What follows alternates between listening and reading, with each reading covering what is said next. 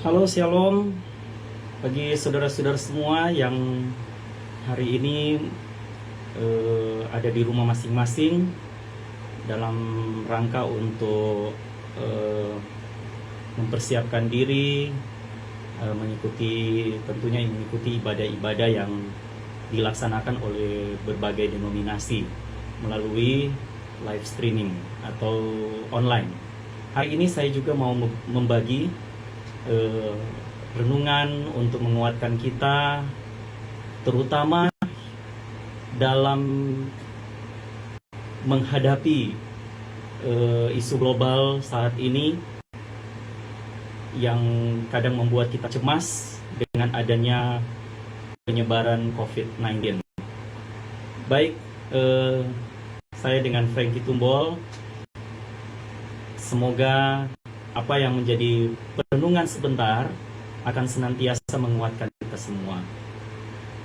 Saya bukan manusia yang sempurna, tetapi saya mencoba untuk membagi hal-hal yang berhubungan dengan apa yang harusnya Allah kehendaki dalam kehidupan kita.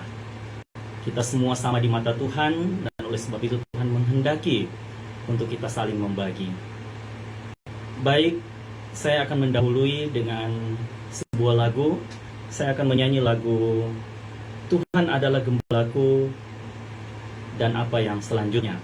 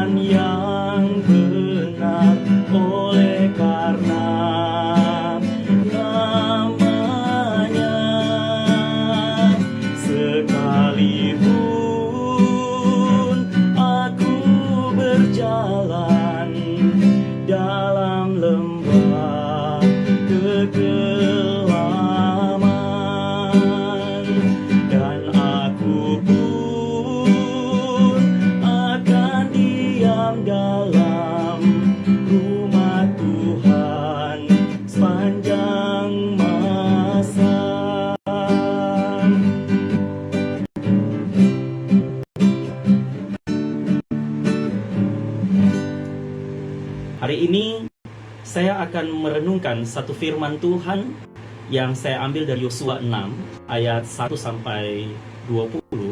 Tetapi tentunya sebagai orang percaya, mari kita berdoa supaya firman Tuhan ini akan senantiasa menjadi berkat buat kita. Mari kita satu dalam doa. Ya Tuhan, hari ini kami akan membuka firman, membaca firman Tuhan dari Alkitab ini. Tuhan berkati kami, berikan kami roh-Mu yang kudus, sehingga kami memahami apa yang menjadi kehendak Tuhan melalui firman Tuhan ini. Berkati kami semua yang berada di mana saja, yang sedang ikut menyaksikan live streaming dari hamba-Mu ini. Hamba adalah orang yang lemah, tetapi hamba percaya bahwa Tuhan mengarahkan hamba untuk saling membagi tentang renungan firman Tuhan ini, sehingga kita sama-sama saling menguatkan. Terima kasih Tuhan, ini kami yang berdoa kepadamu, di dalam nama-Mu Tuhan Yesus kami berdoa.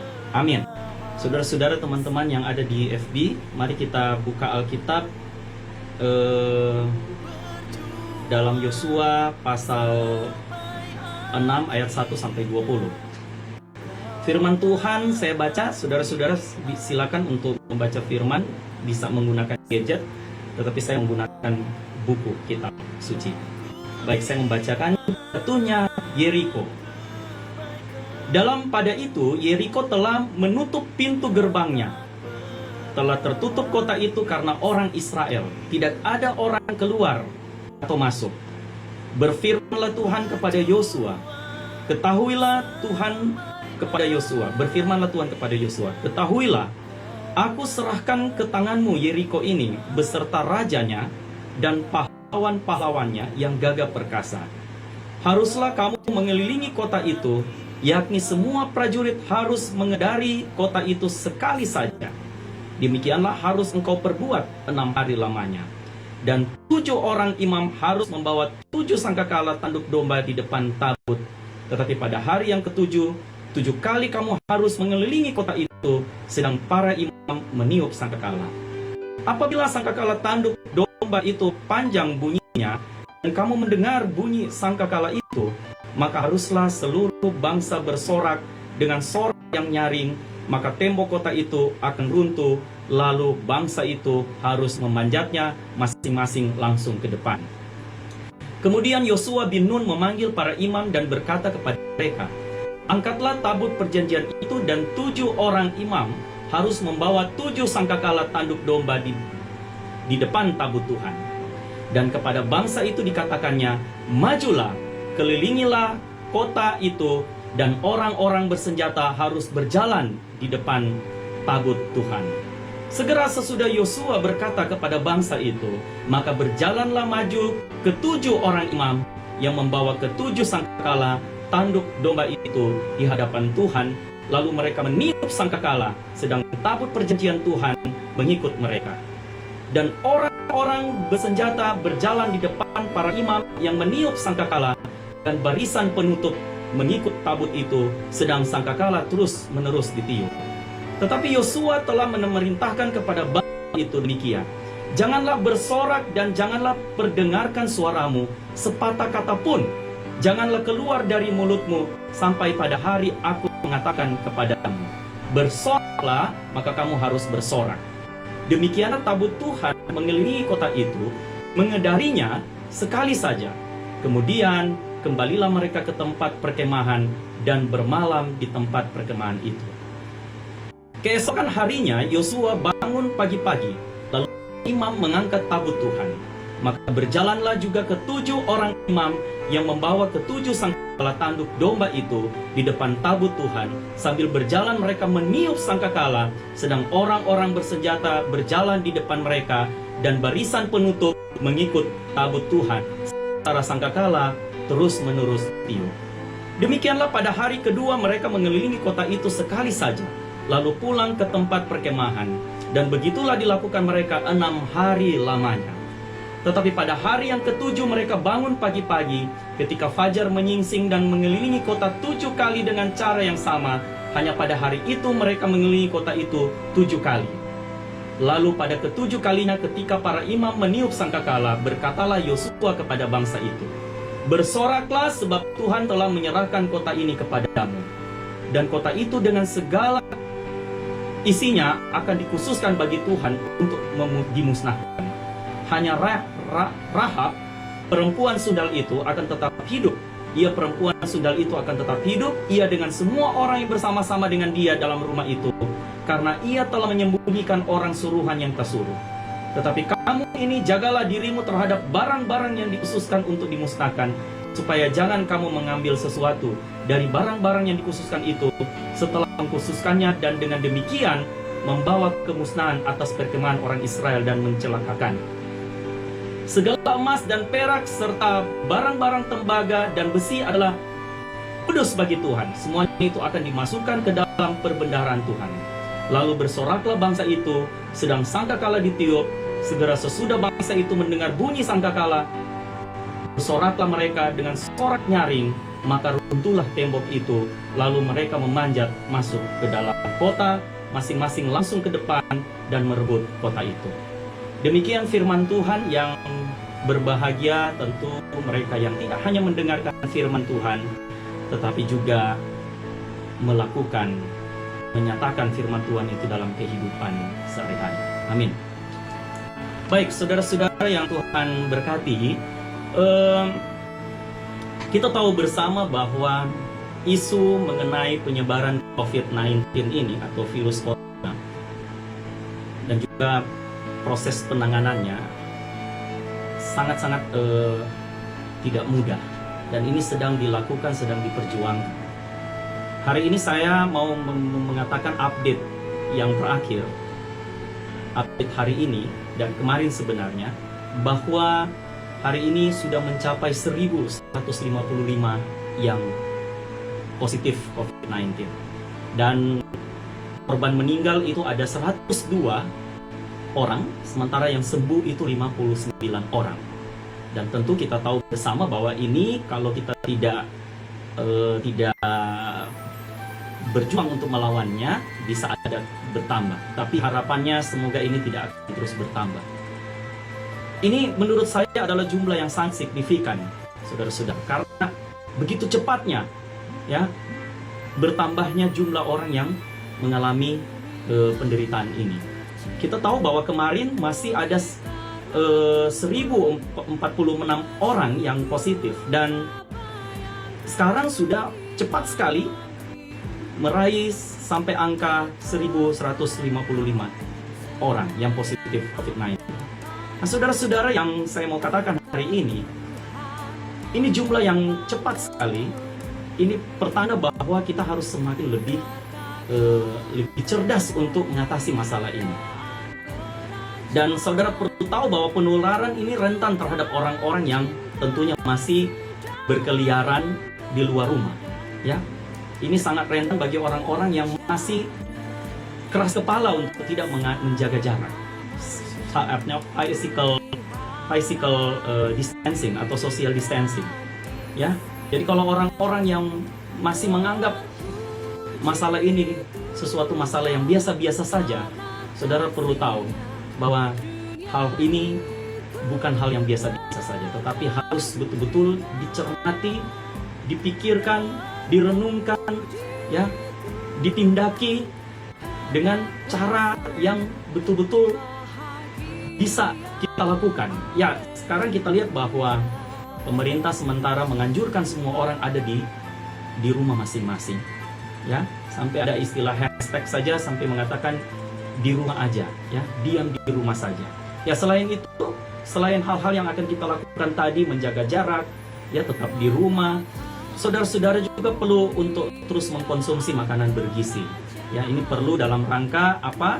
Dalam rangka meningkatkan imunitas tubuh kita. Karena saya percaya bahwa masalah penanganan COVID-19 ini tidak hanya sekedar urusan dengan medis, tetapi ini juga berurusan dengan kita secara pribadi, masing-masing individu. Baik, saudara-saudara, saya mau katakan bahwa dalam firman yang sudah kita bacakan tadi, saya mau katakan bahwa ini dapat saya sebut instruksi Allah itu membawa kemenangan, ya saudara-saudara. Instruksi Allah yang membawa kemenangan. Nah, dalam pembahasan firman Tuhan saat ini, yang pertama saya mau katakan bahwa janji Tuhan kepada Yosua itu dalam rangka menguasai Yeriko.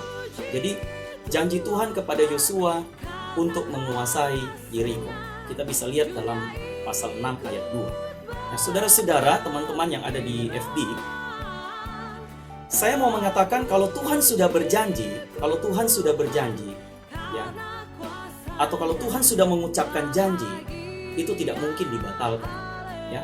Kalau janji Tuhan sudah disebutkan, tidak akan mungkin dibatalkan. Saudara bisa lihat di semua kesaksian Alkitab bahwa tidak ada janji Tuhan yang dibatalkan, tapi janji Tuhan itu selalu digenapi. Nah, itu yang kedua. Kita lihat bahwa menggenapi janji bukan dengan diam saja, tetapi Allah menghendaki untuk berbuat sesuatu atau melakukan sesuatu. Nah, kita lihat dalam pembacaan firman Tuhan ini, ketika Allah menyampaikan janjinya kepada Yosua untuk mengambil tanah Yeriko itu, dia memerintahkan bahwa kalian harus ada di dekat tanah itu, kalian buat kemah di situ, kalian menginap di situ, dan pada hari yang sudah ditentukan, 6 hari lamanya, engkau akan datangi kota itu dan bawa semua segenap umat, termasuk di dalamnya ada kaum Lewi, para imam, dan semua prajurit-prajurit yang ada untuk mengelilingi kota Yeriko, untuk mengelilingi tembok Yeriko. Nah, ini adalah perintah Allah. Selain dia menginstruksikan seperti itu, dia memerintahkan, tetapi juga dia memberikan janji bahwa nanti satu saat kota Yeriko ini adalah menjadi milikmu, menjadi tempat kediaman bangsa itu. Nah, ini janji Tuhan. Ya, Allah tidak bicara terlalu banyak, tetapi dia hanya mengatakan engkau lakukan dan ini akan menjadi milikmu. Nah, Yosua kita perhatikan adalah seorang figur yang sangat taat, yang selalu mengikuti instruksi Allah, ya, dalam menjalankan setiap tugas yang Tuhan berikan. Yosua tidak terlihat dalam bacaan ini untuk mengatakan bahwa, Tuhan, sebenarnya apa yang engkau maksud dalam hal ini? Yosua tidak berbicara apapun, tetapi dia hanya mengatakan ya dan amin. Dia melakukan apa yang menjadi tugas, yang menjadi perintah dari Tuhan. Nah, ini kita bisa lihat bahwa Yosua karena orangnya taat, mengikuti instruksi, mengikuti perintah Allah, justru menjadi teladan bagi pengikutnya. Kita lihat di sini bangsa Israel tidak ada yang mengeluh, tetapi mereka juga turut mengikuti apa yang menjadi perintah dari Allah, turut menjadi taat. Nah, ini saudara-saudara, dalam hal ini adalah ada pekerjaan yang diberikan kepada Yosua. Yosua dipercayakan untuk melakukan tugas yang berat ini. Saudara membayangkan bahwa kalau seandainya kita disuruh Tuhan untuk datang di satu tempat yang kita tidak kenal, yang kita tidak tahu, tetapi Tuhan memerintahkan untuk ke sana, bahkan hanya disuruh untuk mengelilingi kota itu, ya, bisa-bisa di antara kita pasti akan bertanya-tanya, ada apa ini Tuhan? Tetapi di sini tidak ada. Di sini Yosua taat dan bangsa Israel pun ikut menjadi taat. Nah, saudara-saudara yang diberkati Tuhan, instruksi yang Tuhan sampaikan kepada Yosua, yakni mengelilingi mengelilingi tembok Yeriko, dan itu dilakukan selama 6 hari.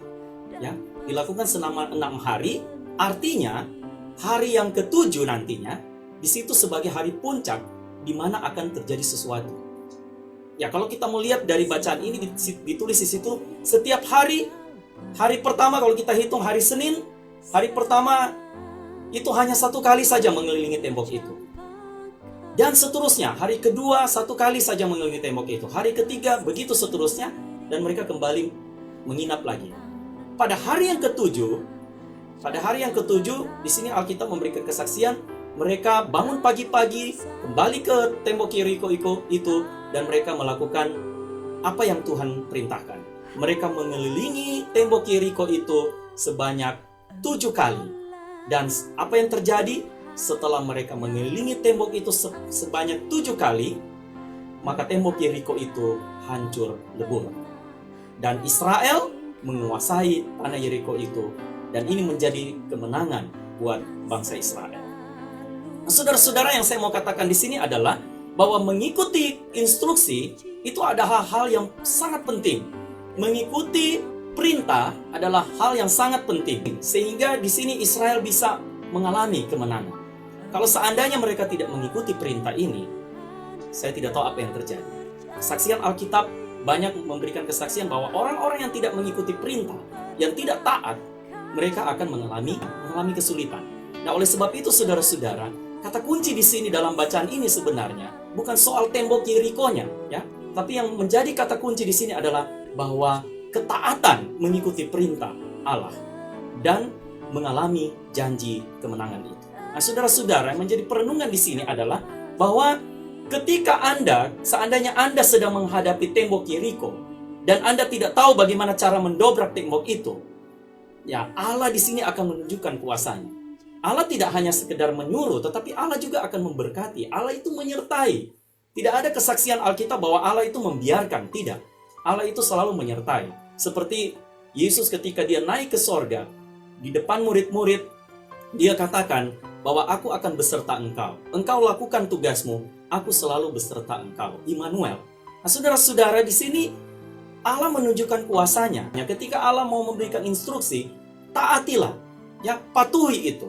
Meskipun kadang-kadang perintah itu atau instruksi itu tidak sesuai dengan pikiran kita.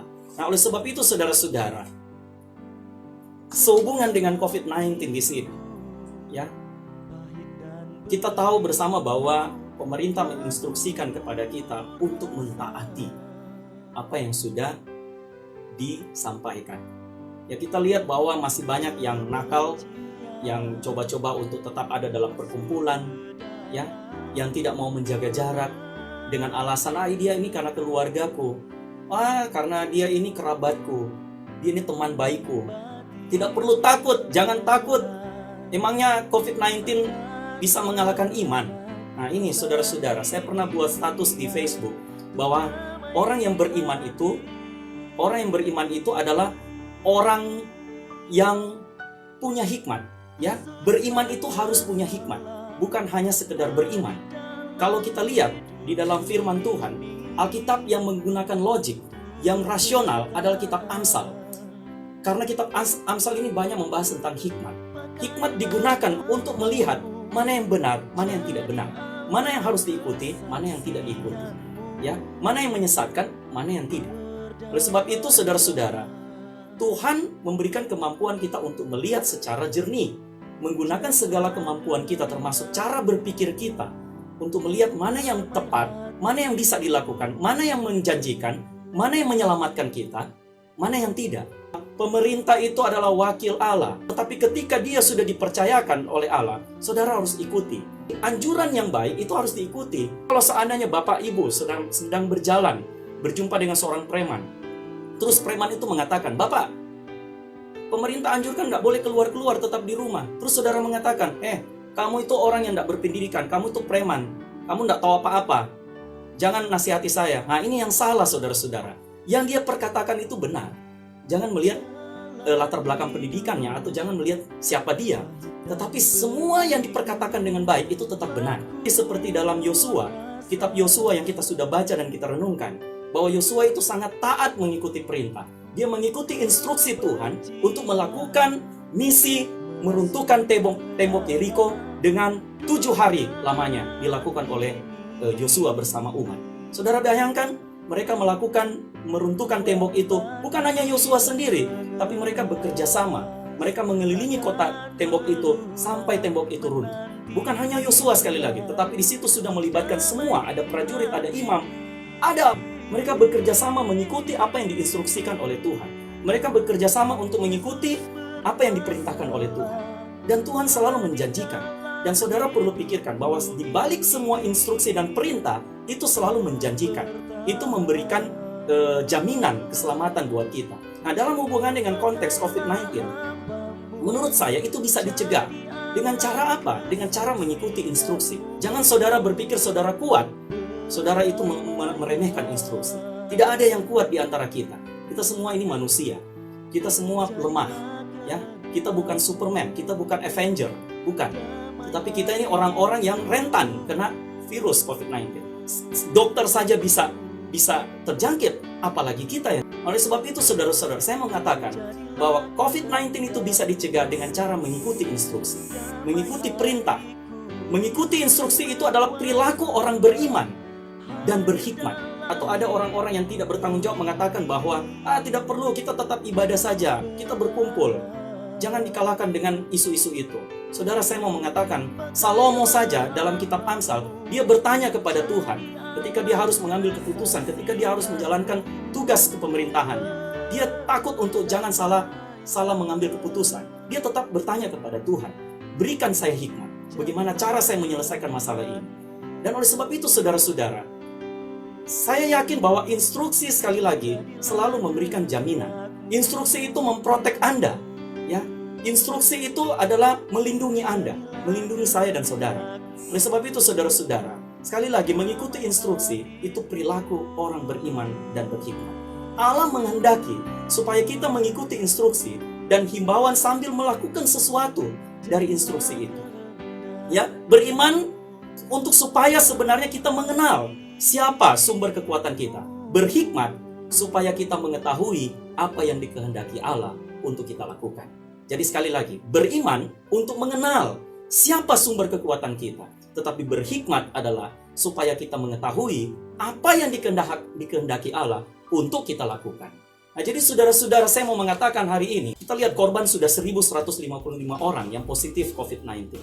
Kita hanya santai-santai aja melihat itu. Ya, kita hanya meremehkan berita itu. Kemarin itu 1.046 orang yang positif COVID-19. Sekarang sudah 1.155 orang. Yang meninggal juga sudah naik jadi 102 orang. Saudara bayangkan, cepat sekali peredaran ini. Tidak lain, kita yang harus memprotek diri. Saya kembali kepada kesaksian Dr. Michelle Au. Dia seorang dokter dari Tiongkok. Ya, dia mengatakan bahwa begini. Saya mengapresiasi ketika warga masyarakat mengatakan bahwa kami para medis garda terdepan menghadapi COVID-19. Tetapi apa yang Dr. Michelle katakan? Menurut saya, garda terdepan itu bukan kami sebagai tenaga medis, tetapi Anda sebagai warga. Dia katakan, Anda sebagai garda terdepan, Anda yang harus mencegah COVID-19 itu. Kami hanya mengobati. Kami orang yang ada di belakang Anda. Itu yang dikatakan Dr. Michelle Au. Saya berpikir, ini sangat masuk di akal. Karena tenaga medis itu adalah mengobati, menyembuhkan orang yang sudah terkena COVID-19. Tetapi kita yang tidak sakit, kita yang harus melakukan langkah preventif, langkah pencegahan, bukan represif. Ya, bukan pendekatan represif yang kita lakukan. Nanti sudah terjadi baru ditangani. Tapi bagaimana sebelum terjadi, kita menangani itu. Nah, saudara-saudara, ada analoginya seperti ini. Saya mau katakan, saudara tahu di medan pertempuran, kalau di medan pertempuran, saudara lihat, dalam peperangan, prinsipnya adalah, sebelum musuh membunuh saya yang harus membunuh dia. Ini prinsip dalam pertempuran. Saudara lihat, prajurit selalu ada di garis depan. Prajurit selalu ada di garda terdepan. Sementara para medis ada di paling belakang. Mereka punya tugas masing-masing.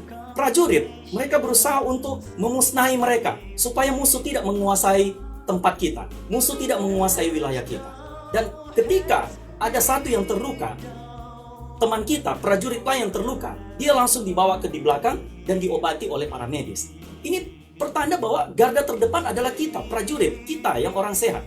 Jadi prajurit ini berusaha untuk menghabisi musuh. Dengan cara apa? Menggunakan senjata yang diberikan, menggunakan keahlian yang ada. Jangan sampai kalau seandainya prajurit semua mati semua, kita kalah oleh musuh, maka yang terakhir yang akan ditangkap adalah para medis. Mereka kalau bukan dijadikan sandera, bisa saja dibunuh. Oleh sebab itu saya mau mengatakan bahwa garda terdepan adalah kita, ya, yang masih sehat. Senjata kita apa? Senjata kita adalah imunitas kita. Senjata kita adalah apa? Social distancing, menjaga jarak. Itu senjata kita. Atau senjata kita adalah tetap berdiam di dalam rumah. Nah, ini senjata kita. Di dalam Yeriko, meruntuhkan tembok Yeriko itu bekerja sama. Kita juga dituntut untuk bekerja sama, untuk sama-sama. Jangan cuma pekerjaannya pemerintah mengatasi COVID-19. Atau ini hanya pekerjaannya para medis. Jangan kita meremehkan itu. Jangan kita hanya berpikir, ya sudah, ada rumah sakit, ada para medis. Ingat saudara-saudara, para medis itu terbatas. Obat-obat terbatas. Bahkan tempat penampungan pun terbatas. Saudara lihat berapa kesaksian para pasien yang pernah mengalami atau bahkan yang sedang mengalami COVID-19 ini. Mereka itu kesulitan juga untuk ditangani karena Para medis itu begitu sibuk, tidak bisa hanya sekali satu orang ditangani dengan tuntas. Mereka kesana kemari. Tapi itu saudara-saudara, kita jangan berpikir diri sendiri. Kita harus melihat bahwa Tuhan punya kehendak lain dalam hal ini. Kita juga mengikuti instruksi pemerintah. Pemerintah adalah wakil Allah. Kita ikuti anjuran itu. Ini dalam rangka apa? Memproteksi kita. Oleh sebab itu saudara-saudara, saya mau mengatakan bahwa virus ini mengancam kita. Apa yang harus kita lakukan? Yang kita lakukan cukup hanya seperti sekarang ini kita bisa beribadah lewat interaksi kita lewat live streaming seperti ini. Sebenarnya ini teknologi sangat mendukung, mensupport kita. Ini juga hasil rekayasa manusia yang dikehendaki Tuhan. Jadi jangan ada orang mengatakan adalah ibadah kafir, ibadah yang tidak baik. Saudara-saudara, justru ini sudah yang saya katakan tadi, bahwa orang yang berhikmat selain beriman adalah orang yang tahu apa yang Tuhan kehendaki untuk dilakukan. Ya, mereka membuat satu teknologi seperti saat ini untuk kita bisa berinteraksi lewat live streaming seperti ini. Oleh sebab itu saudara-saudara, sekali lagi saya mau mengatakan bahwa mari kita jangan meremehkan instruksi. Mari kita seperti Yosua, bangsa Israel, yang mengikuti perintah Tuhan, yang mengikuti instruksi Tuhan, dan pada hari ke-7 dengan kerjasama, mereka bekerja sama mengelilingi kota itu. Mereka meraih kemenangan. Dan janji Tuhan ternyata bukan janji yang tipu-tipu. Ternyata janji Tuhan betul-betul benar. Bahwa bangsa Israel setelah hari ke-7, mereka boleh memperoleh tanah Yeriko itu. Dan mereka ada di situ. Kita yakin karena pemerintah adalah wakil Allah. Kita terima instruksi itu. Ada janji. Tuhan ada memberikan janji. Satu saat virus ini tidak akan ada di muka bumi ini. Kita akan sehat semua. Kita akan meraih kemenangan. Allah itu tidak menginginkan bahwa kita hanya mengatakan ya, tetapi Allah menginginkan bahwa kita melakukan. Ya, esensi dari firman Tuhan, Allah tidak menghendaki bahwa saudara hanya mendengarkan, tetapi Allah menghendaki saudara melakukan, termasuk melakukan instruksi yang ada. Oleh sebab itu saudara-saudara, saya mau mengatakan bahwa sekali lagi, ibarat kita seorang prajurit yang ada di medan tempur, kita menggunakan senjata imunitas kita untuk melawan virus itu. Kita sebagai warga, sebagai garda terdepan, para medis ada di belakang kita, membantu kita. Bantu juga mereka. Jangan kita meremehkan. Akhirnya mereka yang kesulitan. Mereka yang setengah mati untuk mengurus pasien-pasien yang ada. Oleh sebab itu saudara, di situasi seperti ini, mari kita saling menguatkan. Kita saling memberikan karunia yang ada pada kita. Mari kita saling berikan. Sehingga kita saling menguatkan. Kita punya harapan yang sama bahwa satu saat nanti COVID-19 ini akan berlalu. Saya kira seperti itu saudara-saudara. Saudara-saudara harus percaya bahwa ketika saudara menaati perintah Tuhan, sebagaimana dikesaksikan dalam Yosua pasal 6 ayat 1 sampai 20, maka engkau akan mengalami kemenangan. Jika kita mendisiplinkan diri untuk tetap taat dalam perintah, mengikuti instruksi, menjaga diri, tetap menjaga jarak, ya, cuci tangan, saya yakin bahwa penularan COVID-19 ini semakin hilang, ya, dan tidak akan mengganggu kita lagi. Saya melihat bahwa di Tiongkok cepat sekali mereka mengatasi virus karena warganya itu sangat disiplin. Mereka itu yang bekerja bukan hanya tenaga medis, tetapi warganya sendiri juga mendisiplinkan diri untuk tetap di rumah dan menjaga jarak. Yang terjadi apa? Alhasil apa? Semuanya bisa ditangani. Bayangkan mereka 52 hari lebih mereka bisa menangani ini. Kalau kita di Indonesia, saudara bayangkan, dengan cara pola pikir yang tidak seragam, yang masih ada yang nakal, yang tidak mendisiplinkan diri, yang tidak mengikuti instruksi, yang meremehkan instruksi, yang menganggap bahwa dirinya kuat, ya, atau yang menganggap bahwa instruksi itu adalah kafir. Saudara hati-hati. Dengan cara begini, saya yakin ini bisa bertambah secara kuantitatif yang kena COVID-19. Oleh sebab itu saudara-saudara, yang kita harus lakukan adalah pencegahan. Mungkin kita bosan di rumah. Kita bosan karena di rumah terus. Tetapi saya sarankan justru kesempatan ketika Anda di dalam rumah, Anda mulai membuat satu kekerabatan kekeluargaan. Dan kesempatan juga Anda untuk belajar. Kesempatan Anda untuk menyisikan doa kepada Tuhan. Kadang-kadang kita terlalu sibuk, kita lupa berdoa. Dan kesempatan juga kita membuat kreativitas. Ya, kita lebih produktif. Yang ibu-ibu, ayo belajar untuk masak, belajar untuk buat kue, dan sebagainya. Ini saya kira banyak pekerjaan yang bisa kita lakukan di rumah. Jadi tidak ada alasan untuk mengatakan bahwa di rumah itu membosankan. Justru saya mengatakan ini kesempatan untuk kita meningkatkan kreativitas kita yang ada di rumah. Sambil tetap kita menjaga jarak, kita mengikuti instruksi, tetap physical distancing atau social distancing, dan tentu yang paling penting adalah kita tetap berdoa kepada Tuhan. Berdoa bukan untuk diri kita sendiri, tapi kita juga berdoa untuk semua orang. Saya kira ini yang firman yang saya mau sampaikan kepada saudara, renungan yang saya sampaikan saudara. Semoga saudara selalu diberkati dan semoga firman ini selalu bermanfaat. Tuhan memberkati kita semua. Mari kita berdoa. Ya Tuhan, terima kasih untuk firman yang sudah Engkau berikan buat kami. Biarlah kami boleh dikuatkan Tuhan, biarlah kami diberikan ketabahan, dan kami percaya bahwa apa yang menjadi pilihan keputusan pemerintah untuk kami tetap berada di rumah, beribadah di rumah, bekerja di rumah, dan ini menjadi suatu pilihan yang tepat karena dalam rangka pencegahan penularan COVID-19. Tuhan, kami berdoa untuk semua pihak yang bekerja, baik itu tenaga medis, pemerintah kami, bahkan semua orang yang terkait di dalamnya. Biarlah mereka dengan kekuatan dan kesehatan Tuhan berikan. Dan kami juga warga yang ada di seluruh Indonesia, bahkan seluruh dunia, untuk juga senantiasa diberikan kekuatan, untuk juga senantiasa diberikan kesadaran dalam rangka bersama-sama, bekerja sama untuk mengatasi penyebaran COVID-19 ini. Terima kasih Tuhan, ini kami yang berdoa hanya dalam nama Yesus. Amin.